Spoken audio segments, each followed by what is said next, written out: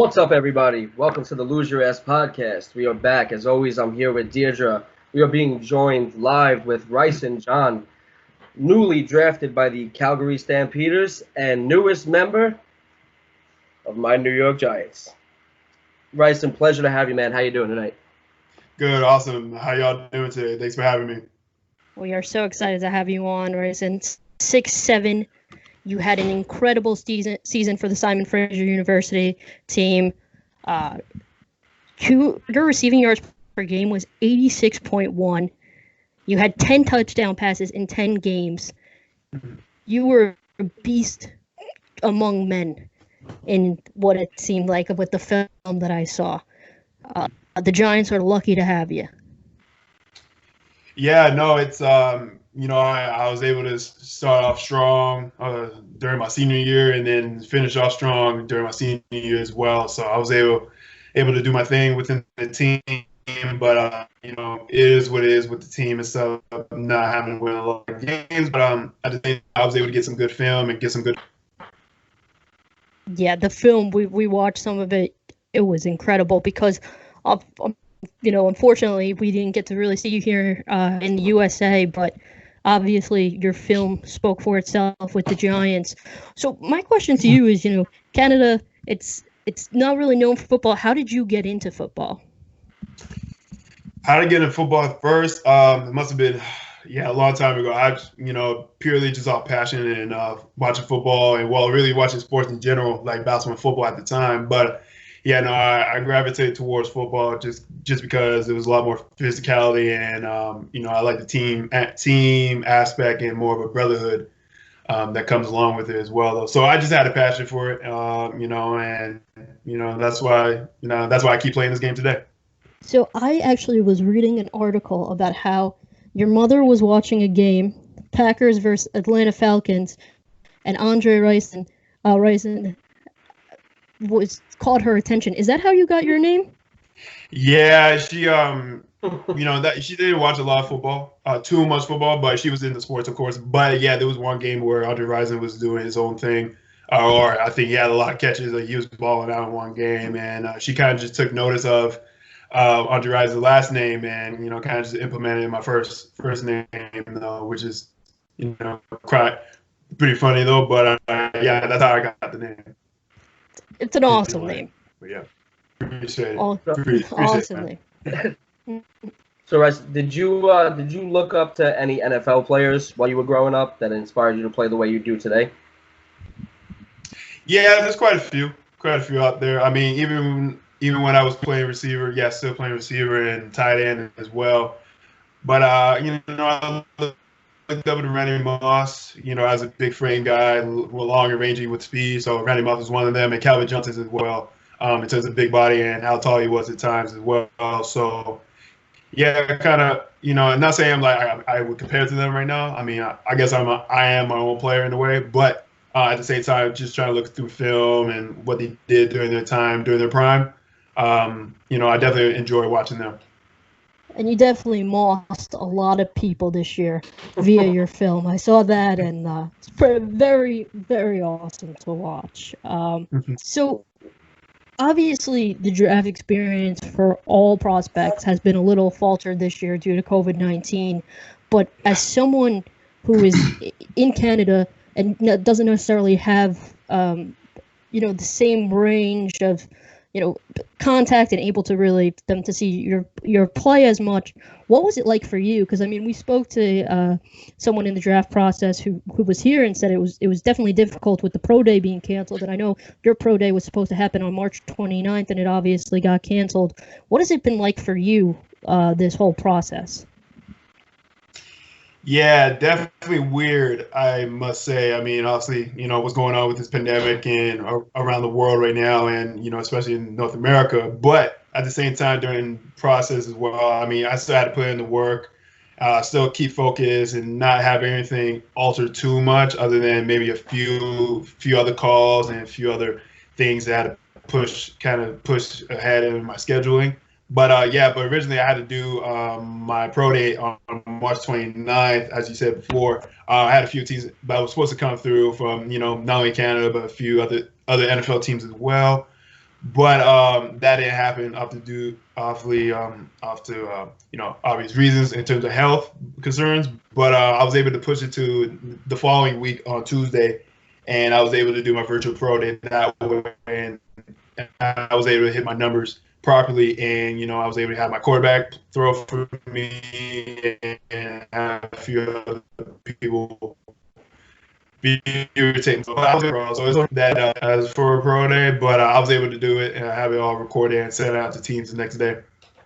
So, is there something that you might have focused on more before COVID-19 that you noticed, like now you're focusing on something, whether it be strength or conditioning that you are now working on, you have the opportunity to work on more? Because again, we talked to like an offensive lineman. He's like, normally I'd be, in the gym doing weights, but now I can actually work on conditioning and getting my body healthy again.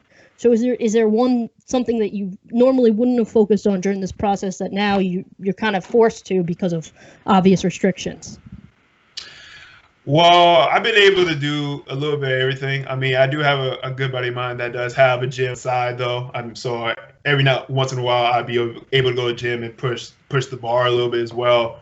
But even at the same time, I've been running around just to be ready for my pro day as well. At the same time, I had to have some time where I had to be altered a little bit in terms of my timing. But at the same time, it was okay though, because I was able to do everything, like run outside, catch the football, run routes, as a tight end and also a receiver as well. So I was able to do some things that, that everything, was kind of wasn't, as normal as usual. But I try to keep myself in shape and active as best as possible right now. That's great that you were able to do that, and yeah, it's perfect. Yeah. Rysen, when you were in the Hula Bowl, what was it like you being the only player from Canada there? Well, man, first off, I mean, Hawaii is my first trip for free, though, like that. So it was definitely a great time. Yeah. So Hawaii was really good. Can't complain. But yeah, being the only Canadian there, I think when I was looking through the rosters, and I think I was I wasn't the only D2 player there, though. But as a Canadian guy representing Canada, it was definitely pretty surreal moment though, having to be in Hawaii playing at that stadium over there. Long tradition of the Hula Bowl that just came back in the first time in 12 years, and I was just blessed to be there and practice with a whole bunch of D1 guys as well, just getting that good competition and exposure as well. What was the change in weather like for you? Change in weather? Well, it definitely felt like summer in January, down there. So, yeah, it was pretty warm and, hot at times, too, though. I mean, a little change, pretty much sun all day, too. But yeah, no, it was beautiful out there, though, so I can't complain. Did you notice, like, a difference in the competition? Because you were going against, like, Pac-12 guys, SEC guys, Big 12 guys. Did you notice, like, a difference in the competition from what you've seen in Canada, or were you like, this is pretty similar for me? Yeah, well, I was playing NCAA for the past 4 years, so even the university I came from, Simon Fraser, we were still Division II, and I was still going against American guys ever since. So I think a little bit of the speed of the game was a little challenging at first, a little overwhelming, especially when I was doing tight end reps for that first week, or literally that week of practice. And I had transition of tight end, work on the really go through the trenches and stuff too, though. But I think the speed of the game, when I was running routes against DBs, doing some wide receiver reps as well, it kind of just felt football at the end of the day. So wasn't too overwhelmed though. But I mean, also you get a fit, your first day or two, you get some nervousness going on, and then there'd be some uncertainty on the player too. But at the same time, it's just football. I mean, everyone makes mistakes, and just had to go through it though. But at the same time, I had a good time as playing against Division I guys. Yeah. That's fantastic. So, I know we keep speaking about you coming from Canada, but so for Giants fans who haven't really gotten the chance to see you play, like myself and James, who've watched a couple of your highlight films, and they're absolutely incredible, what should they expect from your game for these Giants fans, and the Giants faithful are big fans. And by the way, they love big-bodied wide receivers. They are. I know James is super excited to have a tight end / wide receiver of your caliber on the team. What do you want to tell them about your game for those who haven't seen you play? Mm-hmm. Yeah, so having to be at 6'7", I mean, it is a true blessing though. So I am the tallest guy on the field, funny enough. But however, though, I do put the effort in. I could definitely promise that I can put the effort in. Having to play tight end for the first time in my life, and still work on my body even more, and still become more of a weapon than I was in Division II now. So now making the transition from outside to inside will probably make me more involved in the offense as well, though, too. But at the same time, even in practice, I got to fight for my reps, put the effort in and, really work hard at my craft, too, though. So that's something I can definitely bring to the table with the Giants as well. So kind of just hold in, live on the playbook and, really just put that effort in at the end of the day and stuff. So, trying to be big, play big on the field. And, kind of not worry too much what, the outside noise is, bringing to the team. Well, New York, we love the hard-working players, so. Appreciate it. Here. And for what I've seen via Instagram, via Giants fan pages, you've already won over quite a bit of the fans. You've been so interactive and incredible, allowing them to get to know you. It's really nice to see because we don't really. I mean, I know none of my Jets players have done that yet. So, but it's been awesome to see your interactions with the fans have been absolutely incredible, and that's something that's going to win New Yorkers over, and we're very hard to win over. Yeah. Well, I mean, I like to be on the good side a little bit too, though. But there was a lot of people, holler at my cell phone, so it was kind of blowing up a little bit for the first few days after the draft, though. But yeah, it's a lot of New York fans though on my side. So very excited what what I can bring to the table for you for the team now. It's all good. Very excited. I think the one piece of advice that from being a New Yorker that I could give you is they'll give you everything that you give them. You put your all into it, they'll give you everything back. The respect, the love. Once you're a player here, you're a New Yorker for life. Wow. Wow. So that sounds really good. Now, I mean, I know New York and the whole East Side, East Coast is a lot of blue collar cities and states, though. So that's where I kind of starting to understand too, though. I mean, having to put the effort in football and pretty much in life too, though. So at the same time, man, just coming in, playing football, and see where it goes from here. The other piece of advice: make one big catch.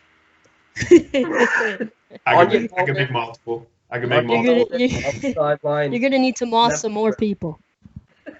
Yeah. I mean, I'm willing to do it, man. I'm willing to do it. We're gonna start calling it Johning instead of mossing. It's gonna be Johning some people. Oh boy. We'll see what happens, though. Appreciate it, man. We also set standards really high in New York. I feel that. All right, if you're cool with it, we're gonna move on to some rapid fire questions. Some fun, lighten the mood kind of questions here for you. Okay. First thing that comes to your mind, a little bit of thought and a little bit of an explanation, and you're good. All right. Okay. Canadian bacon or regular bacon? Ooh. I think bacon in general. Yeah, all bacon. I like food, man. Yeah. You're coming to the right place for food. Yeah. Great food here. Get you a slice of pizza quick. Yeah. Before trainings, eat the slice of pizza. I'll try. I'll do something. So now I gotta hit you with have you visited New York previously? If not, what are you excited to see when you get to New York? Man, I have not been that far east pretty much ever in my life, though, but to New York. But what I'm looking forward to, I think the city, and I think having to come to football, do the practices as well. But I think the city would be cool to walk around, see what's going on too, though. But yeah, just kind of just being in New York and kind of what the vibe's like. Yeah, it's an incredible city. It's definitely something to get used to. A lot of fun things to do. You'll never get bored. No. So we'll see what happens. Yeah. If you have one, what's your biggest superstition? If you don't have one, what's the weirdest one you've seen? Superstition? Ooh. I think when, oh, actually, I'll say this too. I think when people say, don't break a leg, and people with knock on wood and stuff, though. I think that's I think I'll say that too, though. I mean, I always knock on wood if people say anything, just don't get hurt or injured, though. So I kind of be cautious of that sometimes. Do you have any like superstition before games, like some type of Like you do like a eye black or like something? Same socks every game. Actually, I haven't really thought of that. Other than just being just make sure I'm organized and stuff, so I'm ready to go. I know my plays and stuff. So I guess just studying. I don't know. Nothing like that. Yeah, it's just being prepared. Being prepared. I'll say that. So, do you have like a favorite home cooked meal that you look forward to either every time you come home from school or anytime when you came home from Hawaii? Usually spaghetti that my mom will make too, though. So I'm pretty big on the carbohydrates there for sure. Nice. Yeah. Nice. Yeah. Again, great Italian food here. Oh, I know. Yeah. Do you have a childhood nickname? If so, why? Childhood nickname, tall. Tall? Just simple. Yeah, something. I was like, usually in classrooms, like in elementary and high school, some people will call me tall, though, as well. See, I could go with that. I was called fat. Oh, no. But come on now. Well, you look good, though, regardless. I'm working on it. I'm sticking to that all spaghetti. You just made his night. Shit. That's true. I'm gonna hang that one on my wall. It's all good. Rysen, so final question for you. What are you most excited about being a Giant and being in the NFL? What most excites you? I think just being a professional player, having to finish college now and moving on from, all the high school work and college work. But now this is big boy ball now. So time to be a professional about everything now and just, ready to win some games now as well. So I'm very excited what I can bring to the table now. We're excited to see what you're going to bring to the table. We loved your film. You have been an absolute professional when we were talking to you, and in this interview today, you've been incredible. And whenever you come down to New York, we want to buy you your first drink or spaghetti, whatever you want. Your choice, drink or spaghetti. Oh, man. You know all the hot spots. Yeah, hopefully I get time, though, for sure. Appreciate it, man. All right. So much for coming on, Rysen. Rysen John, newest signee of the New York Giants and just drafted in the CFL. Let's give him a round of applause. Thank you so much, Rysen, for joining us. This was a blast. Thanks. Thank you for having me, guys. Thank you. Have a good night. Have a good night. Yeah, we will be back with some more of our bracket challenge.